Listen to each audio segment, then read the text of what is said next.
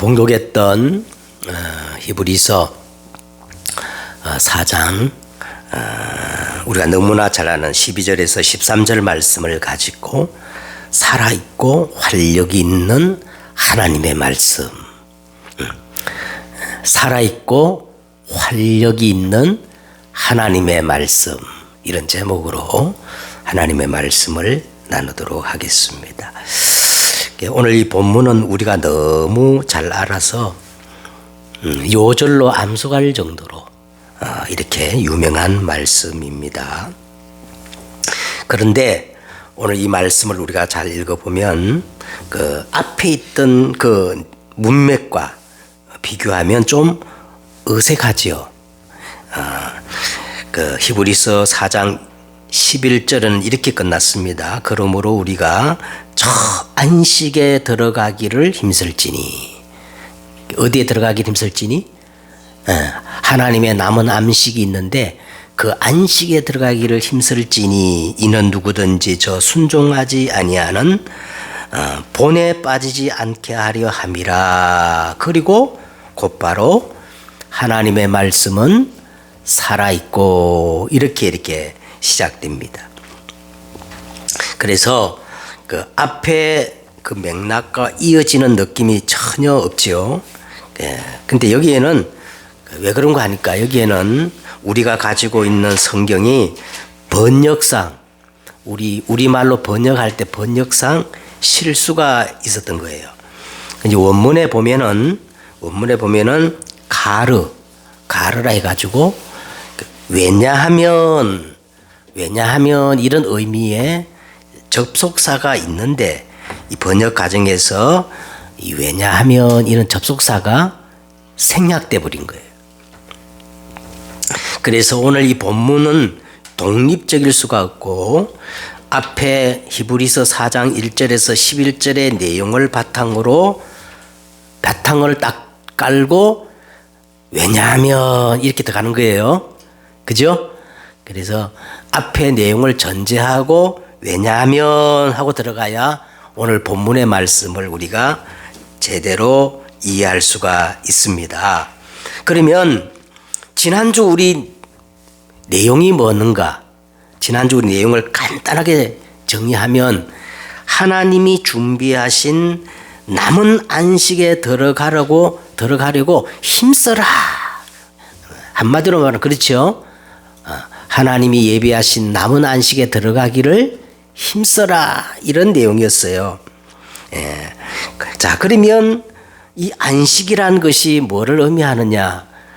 우리는 일반적으로 안식을 무도동 일을 안 하고 쉬는 것을 안식이라 생각하지만 성경에서 말하는 안식은 그것이 아니고 완성, 충만, 만족, 다시 말하면 하나님 나라의 실현, 예수 그리스도의 이 왕적 통치를 의미한다 그랬어요. 하나님의 나라의 그 질서 속으로 들어가는 것이 뭐다? 성경에서 말하는 안식의 개념이다. 이렇게 말했습니다. 그래서 이것을 설명하기 위해서 시편 95편에 담겨진 출애굽기 광야 시절에 그 이스라엘 백성들의 실패 사례를 인용하면서 왜 그들은 하나님께서 약속하신 땅, 그 안식, 가나안 땅에 들어가지 못했는가 하면서 두 가지를 말씀하셨어요. 네?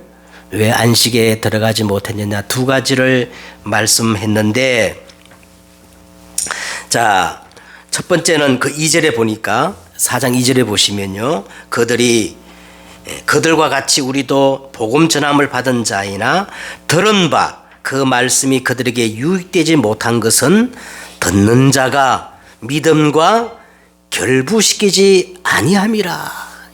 첫 번째 이유는 하나님의 말씀을 믿지 않았기 때문에 하나님의 그 남은 안식에 들어가지 못했다는 거예요. 두 번째는 6절에 나옵니다. 두 번째는 그 하나님의 말씀에 순종하지 아니함으로, 그랬죠? 순종하지 아니함으로 이스라엘 백성들은 그 약속의 땅, 하나님의 남은 안식, 그 땅에 들어가지 못했다는 거예요. 그렇다면 하나님이 준비하신 남은 안식에 들어가려면, 하나님이 준비하신 그 남은 안식에 들어가려면 절대 조건이 있다는 거예요. 그죠? 그래서 오늘 본문은 하나님의 남은 그 안식에 들어가기 위해서 절대 조건이 있는데 그 절대 조건을 회복하라는 거예요. 그래서 오늘 그런 의미입니다. 오늘 말씀이. 그래서 이런 차원에서 오늘 본문을 접근해야 오늘 말씀이 이해되어지고 또 우리에게 적용될 수가 있습니다. 결론적으로 말씀드린다면 이 절대 조건이 뭐냐? 그냥 말씀이 아니고 어떤 말씀이에요? 살아있고 활력이 있어 좌우의 날선 어떤 것보다 예리한 이 하나님의 말씀을 회복해야 우리가 우리를 위해 준비하신 그 하나님의 완전한 안식 속으로 들어갈 수가 있다. 이런 의미입니다. 자, 그러면 왜 우리가 이 하나님의 말씀을 먼저 우리 믿음에 결부시켜서 순종해야만 할까요? 왜 하나님의 말씀을 우리가 이토록 확실하게 붙잡아야 할 이유가 있습니다. 하나님은 우리를 하나님의 형상과 모양대로 지으시고 우리 인간에게만 말씀을 주시고 언약을 맺으신 거예요. 맞죠? 하나님은 우리 인간만 하나님의 형상과 모양대로 지으시고 우리 인간만 창세기 2장에 보니까 언약을 맺으신 거예요. 언약. 여호와 하나님이 그 사람에게 명하여 이르시되 동산 각종 나무의 열매를 네가 임의로 먹되 선악을 알게 하는 나무의 실과를 먹지 말라. 먹는 날에는 반드시 어떻게 해요? 죽으리라. 이런 언약을 맺으신 겁니다. 하나님은 천사와 언약을 맺으신 적이 없고 유일하게 인간만 이 말씀의 언약을 맺으셨기 때문에 그러므로 우리 인간은 예수님이 그렇게 말씀하셨어요. 사람이 떡으로만 사는 존재가 아니라 하나님의 입에서 나오는 말씀으로 사는 게 이게 인간이라는 거예요. 하나님이 원래 인간을 그렇게 지었다는 거예요. 근데 원래 인간 하와가 요 말씀이 희미해지니까 누가 틈을 탔어요? 예수님이 이 말을 하신 게 바로 마태복음 4장에 마귀의 시험 앞에서 첫 번째 시험 앞에서 예수님이 이렇게 말한 겁니다. 사람이 떡으로만 살 것이 아니요 하나님의 입에서 나오는 뭐로 살 것이다. 말씀으로 살아야 되는데 사람이 이 말씀을 놓치면 누구의 틈을 탄다는 거예요? 사단에게 너무 틈을 타게 된다는 거예요. 이것이 참 인간이에요.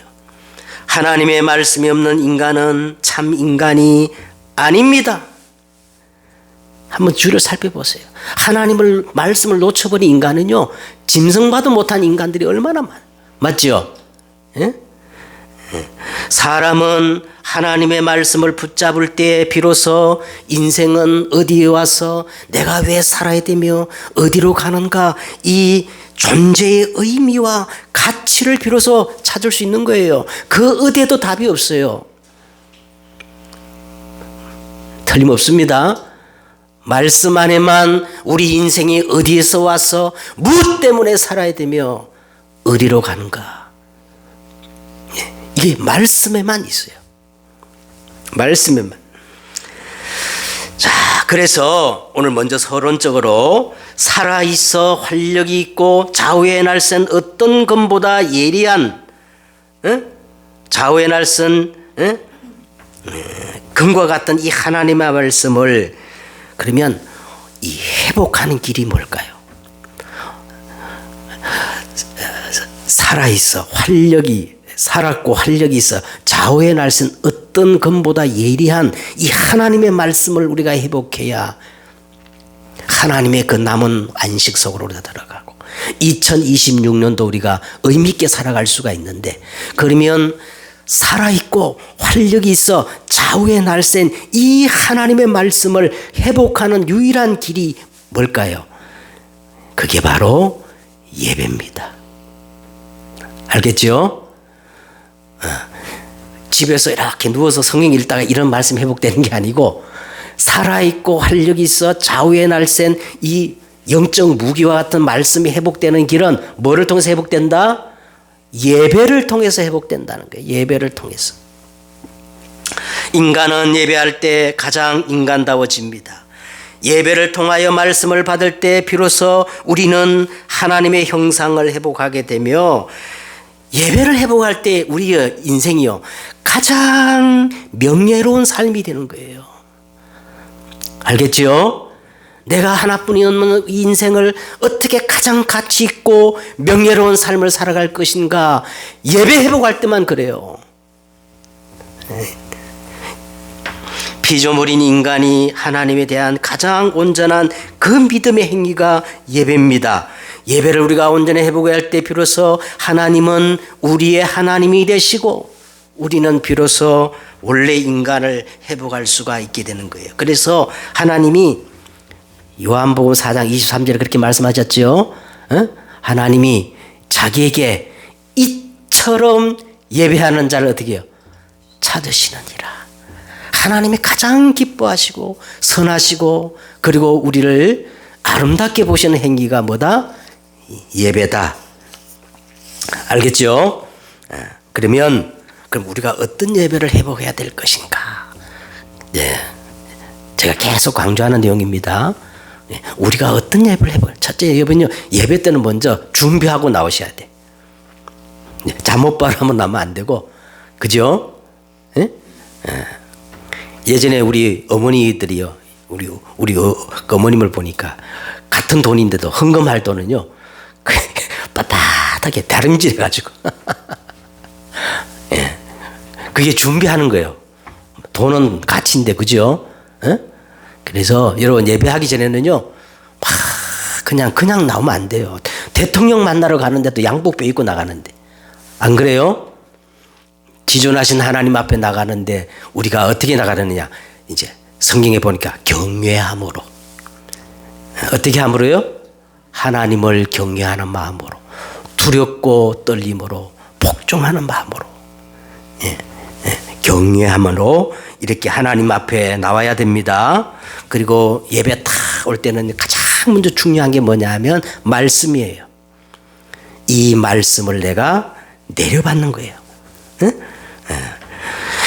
이렇게 내려받은 말씀은 그냥 관념이 아니고 지식이 아니라 오늘 말씀처럼 하나님의 말씀이 어떻게 해요? 살았고 활력이 있어 좌우의 날선 어떤 검보다 예리한 금과 같은 말씀을 내가 다 받을 때 이 속에서 내가 천명, 소명, 사명이 깨달아지고 이걸 붙잡게 되는 겁니다.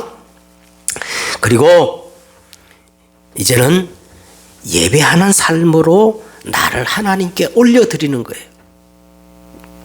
이게 예배예요. 나를 하나님께 어떻게 해요? 나를 부인하고 나의 우상을 내려놓고 나의 다른 나된 것을 내려놓고 내 삶으로 하나님께 올려드리는 것을 로마서 12장 1절에 보니까 몸으로 드려지는 거룩한 영적 예배, 산예배다. 그렇게 말씀을 하고 있는 겁니다. 자, 이렇게 되어지면요, 어떤 일이 벌어지느냐? 믿음으로 예수님과 온전히 연합되어지는 거예요.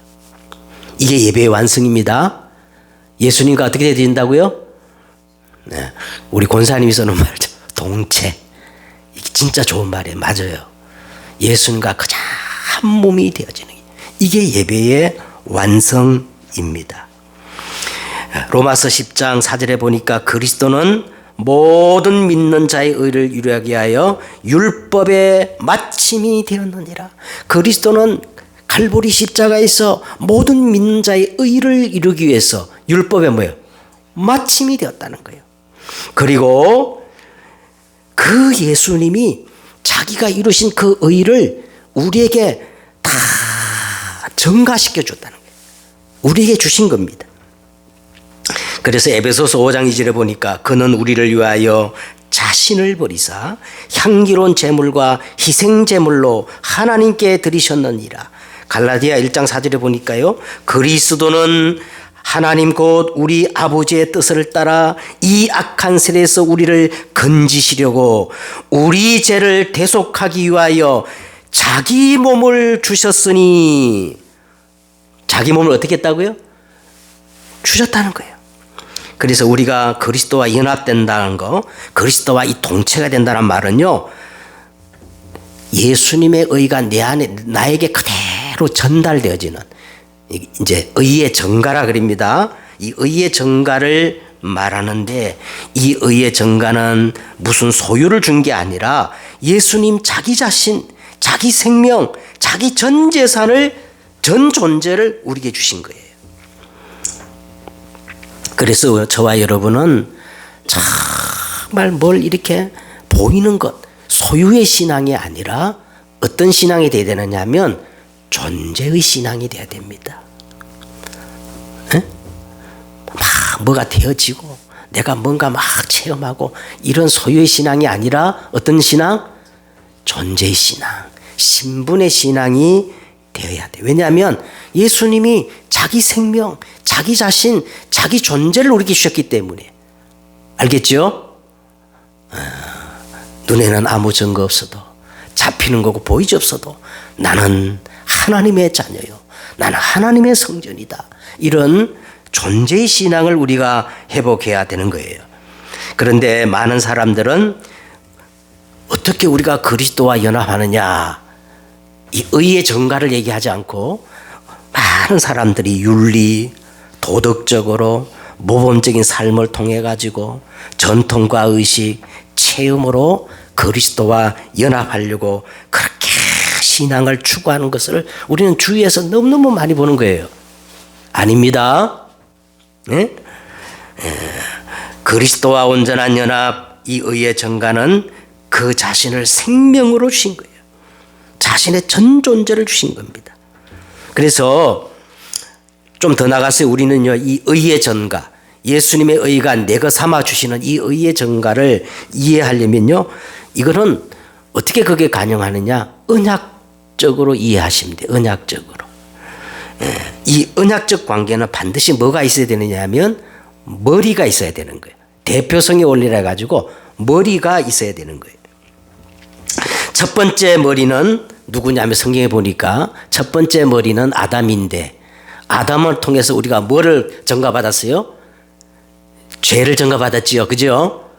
아담은 우리 인류의 첫째 머리잖아요. 대표. 근데 아담을 통해서 우리는 원죄를 전가받았어. 근데 둘째 아담 누구예요?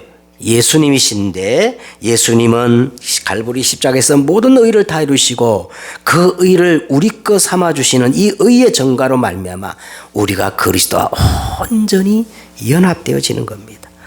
그래서 그리스도와 연합되어지는 도구라고 그러면 방법은 한 가지밖에 없어. 오직 믿음으로. 할렐루야. 오직 믿음으로 주님이 내 안에, 내가 주님 안에, 내가 그리스도와 함께 십자가에 못 박혔나니 그런 적 이제 내가 산 것 아니요. 오직 내 안에 누가 사는 거예요? 그리스도가 살게 되어지는 것이 그리스도와 온전히 연합되어지는 것입니다. 이게 예배의 완성이에요. 할렐루야. 예배 나올 때는 하나님을 두렵고 떨림으로 경외함으로 나오고, 예배 시간에 가장 중요한 게 말씀을 어떻게 내려받는 것이고, 그리고 내 예배의 삶을 통해서 나를 하나님께 올려드리면서 믿음으로 그리스도와 온전히 연합되어지는 것, 이게 예배의 완성입니다. 이 예배를 통해서 하나님의 말씀은 그냥 말씀이 아니라 어떻게 해요? 살았고 활력이 있어 좌우의 날쌘 어떤 것보다 이래해가지고 영적 싸움에 완전 승리하고, 사단이 어떻게 해요? 고개를 들겠어요, 못 들겠어요? 예? 어떤 것보다 이해한 금을 가졌는데. 자, 그러면 이제 오늘 본론적으로 들어가십시다. 본론적으로 보면 오늘 말씀이 살아있고 활력이 있는 말씀이라 그랬어요. 자, 살아있고 활력이 있는 말씀을 우리는 다른 말로 어떻게 표현하냐면 성삼위 하나님이라고 이렇게 표현하는 거예요. 말씀이 살아있고 활력이 있고 자외에 날선 금과 같은 이 말씀을 다른 걸로 의미로 표현하면 어떻게 한다고요? 성삼위 하나님 이렇게 말할 수 있어요. 그래서 하나님은 우리가 하나님 할 때 하나님 하면은 유일하신 하나님을 의미하는 거고 여호와 하나님 그러면 언약의 하나님 약속을 주시고 그 약속을 성취하는 약속의 아브라함의 하나님 이삭의 하나님 야곱의 하나님 언약의 하나님이고 성삼위 하나님을 할 때는요 살았고 활력이 있어 지금 역사하신 하나님을 말할 때 어떻게 해요? 성삼위 하나님 그럽니다. 그래서 요한복음 1장 1절에 보니까 태초에 말씀이 계시니라 이 말씀이 하나님과 함께 하셨으니 말씀이 곧 하나님이시죠. 그죠? 그냥 하나님이 아니고 이 하나님은 성삼위 하나님. 지금도 하나님은 여호와 하나님은 말씀을 하십니다. 성자 예수님은 그 말씀을 성취하셔요. 그리고 성령 하나님은 어때요? 예수님이 성취하신 말씀을 전부 우리 것 삼아주시는 의의 전가 보혜사 하나님이십니다. 자, 이 하나님이 말씀이 육신이 되어 우리 가운데 거하신 분이 누구예요? 예수 그리스도. 할렐루야. 그리고 오늘 여름 예배 시간에도요. 야, 이 말씀이 육신이 되어 내 안에 거하셔야 돼요. 막 말씀이 막 양식이 되어 내 안에 거해야 됩니다. 그래서 요한복음 17장 3절에 보니까 영생은 유일하신 참 하나님과 그의 보내신 자 예수 그리스도를 아는 것. 이게 영생이라는 거예요. 영원한 생명. 이 말씀을 예수님이 요한복음 19장 30절에 내가 다 이루었다. 할렐루야. 예수님이 말씀을 다 성취하신 겁니다. 알겠죠? 그래서 이걸 꼭 하셔야 돼요. 살았고 활력이 있어 좌우에 날쌘 금은 말씀이 곧 하나님이신데 어떤 하나님이시냐? 성삼위 하나님이시다. 이 성삼위 하나님은 지금도 말씀을 하시고 말씀을 성취하시고 이 말씀을 전부 내 것으로 이게 하시는 분이 성삼위 하나님이십니다. 그 다음에 두 번째는 오늘 보니까요. 이 말씀에는 어떤 능력이 있느냐? 치유하는 능력이 있다는 거예요. 그죠? 보세요. 좌우에 날선 어떤 것보다 리하여 어떤 치유가 일어나요? 혼과 영과 관절과 골수를 찔러 쪼개기까지 하며 또 마음과 생각과 뜻까지도 판단하시고 치유하는 능력이 어디에 있다고? 하나님의 말씀 속에 있다는 겁니다. 제가 이번 주에 영화관에 가서 영화를 한 편 봤어요. 신의 악당이라는 영화, 기독교 영화입니다. 참 보면 너무 좋아. 교회도 보니까 공문이 왔는데 여기 바로 앞에 새로 생긴 그 영화관에서 교회에서 단체로 오면 싸게 해주겠다고. 그래서 그 영화를 이렇게 봤는데 이 영화는 이제 실화를 바탕으로 해가지고 이렇게 했는 영화인데요. 배경은 북한입니다. 예. 북한 국제 NGO 단체에서 이제 북한을 지원하려고 하는데 조건이 안 맞는다는 거예요. 왜?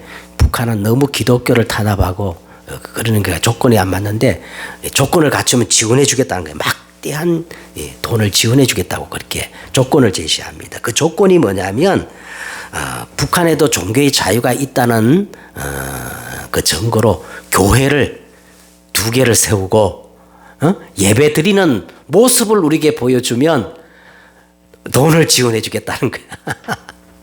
그래서 북한에서요 갑자기 2주 만에 찬양단을 만드는 겁니다.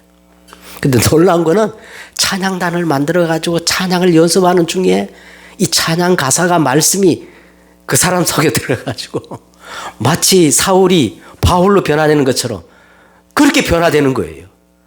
실제 있었던 얘기입니다.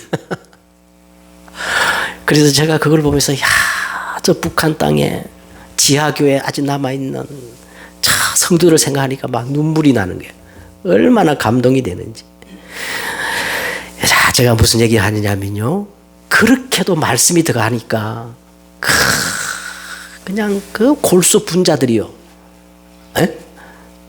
변화되는 거예요. 할렐루야. 말씀이 우리 안에 들어가면 이런 변화의 역사가 일어날 줄 믿습니다. 알겠지요? 관절과 골수와 어디까지 혼과 영과 관절과 골수를 찔러 쪼개기까지 하며 우리 마음과 생각과 뜻까지도 치유한다는 거예요. 믿습니까?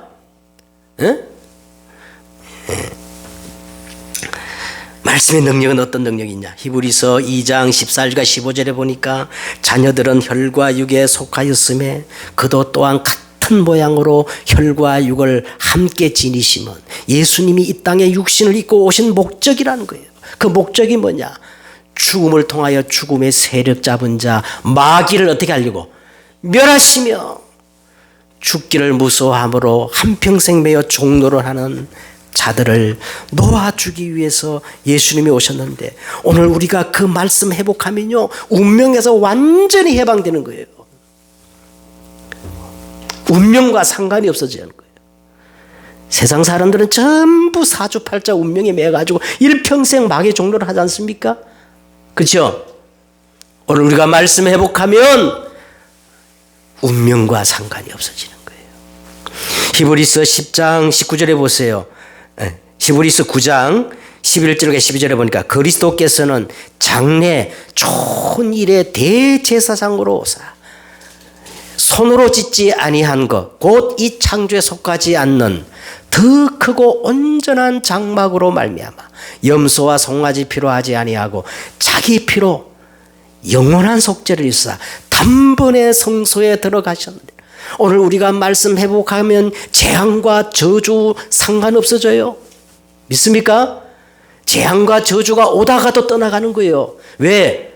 예수님이 대제사장이 되어가지고 갈보리 십자가에 있어 재앙과 저주의 조건이 되는 죄를 다 끝내버렸기 때문에. 이렇게 말씀에는 치유의 능력이 있어요. 히브리서 10장 19절과 20절에 그러므로 형제들아, 우리가 예수의 피를 힘입어 성소에 들어갈 담력을 얻었나니 이 길은 휘장 가운데 열어놓으신 새로운 살 길이요 휘장은 그의 육체니라. 이 말이 뭡니까? 예수님은요 하나님이 우리에게 역사할 수 있는 고속도로를 닦았다는 거예요. 맞죠?